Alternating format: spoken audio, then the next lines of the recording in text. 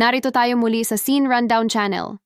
Panoorin natin ang The Target o Don't Buy the Seller 2023, a Korean movie. Nagsisimula ang pelikula sa mga pop-up ng mga second-hand na produkto na ibinebenta sa buong South Korea. Isang lalaki sa isang metro ang naglagay ng ad para sa isang MacBook at interesado lang makipagkita o makipag-usap sa mga babaeng mamimili. Sa wakas ay nakatanggap siya ng tugon mula sa isang batang babae at sinisigurado niyang gumawa ng dahilan at makipagkita sa kanya sa kanyang bahay. Sa oras ng pagpupulong, nakatanggap siya ng mensahe mula sa kanya na darating ang kanyang kapatid upang tingnan ang MacBook dahil natigil siya sa ilang trabaho. Samantala, ang bida ng kwento, si Soo-hyun, ay nahihirapang magtrabaho. Sinisigawan niya ang kanyang mga construction worker dahil sa panggugulo. Dahil dito, sinisigawan siya ng kanyang manager na si Kim. Inakusahan niya siya ng pagtawag sa kanya upang magkaroon ng personal na pag-uusap, ngunit tumanggi ito at sinabing ito ay kanyang imahinasyon. Lumalabas siya para magkape kasama ang kanyang kaibigan at kasamahan na si Oh-dal-ja, na tinutukso sa kanya na malamang ay mahal siya ni Manager Kim. Sa kanilang biyahe pabalik, binanggit ni Soo-hyo na hindi gumagana ang kanyang washing machine nang lumipat siya sa isang bagong lugar. Sinabi sa kanya ni Dal-ja na maraming second-hand ang available sa mas murang presyo online. Samantala, nadismaya ang lalaking taga-metro dahil hindi dumarating ang dalaga. Pinapasok niya ang kapatid at tiningnan niya ang MacBook. Ibinigay ng kapatid ang pera sa lalaki at sinaksak ito. Ginagamit niya ang telepono ng biktima para sabihin sa kanyang mga kaibigan na pupunta siya sa Busan para makipagkita sa isang babae. Siguro taktika ito para hindi muna siya hanapin dahil nga pinatay na siya. Si Soo-hyun ay nagtatrabaho ng gabi sa site at sinamahan siya ni Manager Kim sa pamamagitan ng pagdadala ng kanyang pagkain. Nag-aalok siya na ayusin ang kanyang washing machine, ngunit nabigo siya na sinamahan sila ni Dal-ja sa bahay ni Soo-hyun. Hindi na ayos ni Manager Kim ang washing machine sa bahay at pinaalis siya. Ang pumatay ay naglalagay ng mga ad sa mga segunda manong website para ibenta ang lahat ng gamit ng kanyang biktima. Nakakuha siya ng maraming tugon at nagsimulang maghatid ng mga produkto. Si Soo-hyun ay nagbabrowse sa mga site at naghahanap ng magandang deal para sa isang second-hand washing machine. At agad na inilipat ang pera at naghihintay para sa paghahatid. Bumisita ang isang handyman para i-assemble ang washing machine at sinabi sa kanya na sira ang device. At naiinis si Soo-hyun dahil siya ay biktima ng online na panloloko. Tinitingnan niya ang mga detalye ng nagbebenta at hindi niya mahanap ang kanyang ID.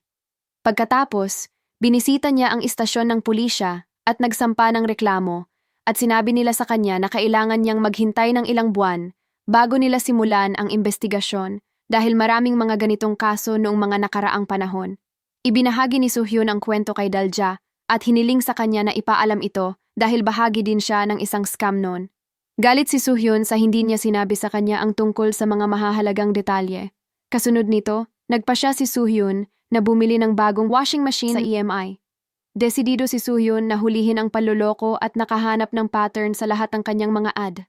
Babanggitin niya na siya ay immigrating at kailangan upang ibenta ang produkto ng mapilit.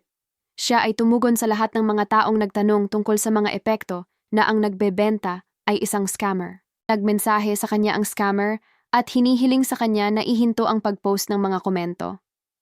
Bumawi si Soo-hyun at sinimulan and isang chat group para siraan ang scammer dahil sa kanyang panloloko. Binalaan siya ng scammer na itigil ang kanyang pagkilos, ngunit patuloy pa rin si Soo-hyun. Sinimulan ng killer na tadtarin ang telepono ni Soo-hyun at hindi niya alam. Magtatrabaho si Soo-hyun kinabukasan at ginamit ni Manager Kim ang pariralang "I'm warning you" na naghihinala sa kanya sa loob ng 1 minuto. Pero she moved on from that thought. Nang maglaon na nanghalian siya kasama si Dal-ja, ngunit patuloy siyang nakakatanggap ng tawag mula sa mga taong nagtatanong sa kanya kung nag-post siya tungkol sa isang libreng pagbabahagi ng washing machine ad. Naiinis siya at sasabihin sa kanila na wala. Higit pa rito, nakita niya ang post sa kanyang pangalan at mga komento na siya ay na-hack at isang scammer ang nag-post ng ad. Nang gabing iyon, nagsimula siyang tumanggap ng mga paghahatid ng pagkain na babayaran ng cash. Sinabi niya sa kanila na hindi siya nag-order ng pagkain, ngunit mas maraming delivery guys ang dumarating sa kanyang pintuan. Kinabukasan, naglagay siya ng note sa kanyang pinto na nagsasabing wala siyang inutusan at kasalukuyang nasa ilalim ng investigasyon ng pulisya. Muli siyang bumisita sa pulisya at sinabi sa kanila ang tungkol sa sitwasyon. Nagpasya ang pulisya na bisitahin ang lokasyon at hanapin ang tao sa likod nito. Sa lokasyon, hindi pinapayagan ng landlady na makapasok ang mga pulis sa bahay dahil ayaw ng bata. Umuwi si Soo-hyun para hanapin ang sulat na inilagay niya para alisin. Tiningnan niya ang CCTV, ngunit walang footage. Nagpalit ng numero ng telepono si Soo-hyun. Si Dalja ay nananatili sa kanya hanggang sa huli hanggat kaya niya at ginugunita nila ang panahon na magkasama sila. Si Dalja ay umalis ng bahay at isang lalaki na may helmet na pinapanood si Soo-hyun mula sa malayo. Kinabukasan, dumating si Soo-hyun upang mahanap ang isang lalaking naglalagay ng CCTV sa kanyang bahay. Binigyan niya ito ng mga tagubilin at umalis. Sa trabaho, tinext niya ang kanyang ina tungkol sa kanilang AC at hiniling ng kanyang ina na maglipat ng pera sa isang tindahan. Nakikita niyang kahina-hinala ang mga text dahil na-scam na siya sa parehong paraan. Nagtanong siya tungkol sa kanyang ama na sumagot na siya ay nasa trabaho. Noon niya nalaman na ito ang nagbebenta dahil namatay na ang kanyang ama. Nang gabing iyon ay may nagtangkang pumasok sa kanyang bahay at nang tanungin ang lalaki ay sinabi sa kanya na niyaya niya itong matulog sa kanya. Nagbanta si Soo-hyun na tatawag siya ng pulis at tinawag niya sila. Nakatanggap siya ng mensahe mula sa pumatay na padalhan siya ng 5 million won sa loob ng 5 minuto at titigil siya. Nag-iisip siya ngunit hindi nagpapadala. May isa pang lalaki na lumapit sa kanyang pintuan ngunit sa kabutihang palad, nandiyan si Detective Ju para iligtas siya. Agad nilang hinuli ang lalaking iyon. Nag-message sa kanya ang nagbebenta na nagsasabi sa kanya tungkol sa kanyang background na ikinagulat ni Soo-hyun. Kinumbinsi ni Soo-hyun si Detective Ju na bisitahin muli ang bahay ng estudyante, ngunit pagkarating doon, nakita nila ang bangkay ng estudyante at wala na ang lahat ng gamit niya. Nakahanap ang pulisya ng isa pang biktima ng krimen na dumaan sa pinagdadaanan ni Soo-hyun. Sinabi niya sa pulisya ang lahat at binanggit ang huling hakbang ng nagbebenta sa pamamagitan ng pagpasok sa kanyang bahay at sinusubukang saktan siya. Sinasaklaw siya ni Dalja sa trabaho at maaga siyang umuuwi. Nakarating siya sa bahay at si Manager Kim ay nasa kanyang pintuan, pinipilit ang sarili na pumasok sa kanyang bahay at makasama siya. She manages to push him out and lock herself in. Dahil sa mga pinagdadaanan niya, nakakatakot siyang magtiwala sa ibang lalaki at medyo naghinala siya kay Manager Kim. Sa screen ng kanyang desktop, may lumalabas na mensahe na nagsasabing mas maaga siyang nakauwi kaysa karaniwan. Sinuri ng pulis ang kanyang bahay at ang CCTV footage ngunit wala silang makita. Si Soo-hyun ay nahimatay at siya ay dinala sa himpilan ng pulisya. Sandali siyang nagising at nawalan ng malay. Dinala si Soo-hyun sa ospital.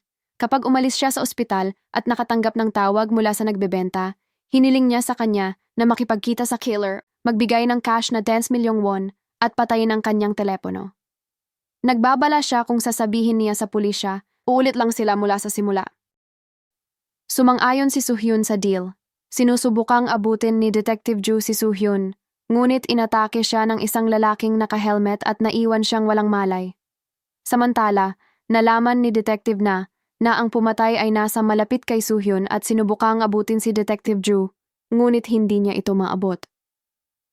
Sinubukan ng nagbebenta na makapasok sa bahay ni Soo-hyun at pinigilan siya ni Manager Kim at inabuso siya dahil ginawa siyang stalker. Umuwi si Soo-hyun at nakitang kahina-hinala ang naka-install na CCTV. Nakita niya ang isang CCTV sa sulok at nakita niyang patay na si Manager Kim. Dumating si Detective na sa lugar ni Soo-hyun at nakitang walang malay si Detective Ju. Sinubukan niyang gisingin siya, ngunit nakita niya si Soo-hyun na dinadala noon. Sinundan sila ni Detective na habang ginigising si Detective Ju sa pamamagitan ng walkie-talkie. Nagpapatuloy ang habulan at naaksidente sila. Natagpuan sila ni Detective Ju at ipinadala sina Detective na at Soo-hyun sa isang ospital habang nakatakas ang killer. Si Soo-hyun ay lumipat ng bahay ngunit siya ay natrauma sa karanasan. Nakilala ni Detective Ju si Soo-hyun at ipinaalam sa kanya na patay na si Detective na. Si Soo-hyun, sa metro, ay nakarinig ng mga taong nag-uusap tungkol sa isang nagbebenta sa isang segunda manong site na malapit ng lumipat. Napagtanto niya na ito ay ang parehong pumatay. Nakipag-ugnayan si Soo-hyun kay Detective Ju at gumawa ng plano na dalhin ang nagbebenta sa kanya upang siya ay mahuli. Kinuha niya ang tulong ni Dalja upang simulan ang operasyon. Ang nagbebenta ay nahulog para dito at nakilala si Soo-hyun na itinago bilang Dalja. Siya ay gumagawa ng isang dahilan upang dalhin siya sa kanyang lugar. Samantala, si Detective Ju ay naipit sa trapiko at sinusubukang makipag-ugnayan kay Soo-hyun. Nakilala siya ng pumatay at ginawa siyang nawala ng malay, ngunit napagtanto niyang may sira kapag tila walang laman ang bahay. Nawala ang galit niya nang makita siyang nakikipag-usap sa pulis. Sinabi sa kanya ni Soo-hyun na hindi mahalaga kung papatayin niya siya dahil mahuhuli pa rin siya ng pulis at napansin niya ang CCTV camera. Siya ay umaatake ng hindi alintana, ngunit sa tamang panahon, iniligtas siya ni Detective Ju. Sinasalakay ng nagbebenta sina Detective Ju at Soo-hyun. Patuloy silang lumalaban para sa kanilang buhay. Malakas din ang killer, matibay ang katawan. Sa kalaunan, hinila ni Detective Ju ang killer, kasama niya palabas ng bintana, pabagsak ng building sa isang kotse. Si Soo-hyun ay dumating upang tumulong. Pinigilan niya ang isang kamay ng killer. Nagawa nilang patayin siya at iligtas ang kanilang mga sarili. Ang pelikula ay nagtapos sa Soo-hyun na bumalik sa trabaho gaya ng dati at nakikinig sa balita tungkol sa pagkamatay ng killer scammer. Ngunit walang gaanong nagbago dahil mas marami pa ring mga manloloko ang nagtatago at naghihintay ng mabibiktima. Thank you for watching. Please like and subscribe for more videos.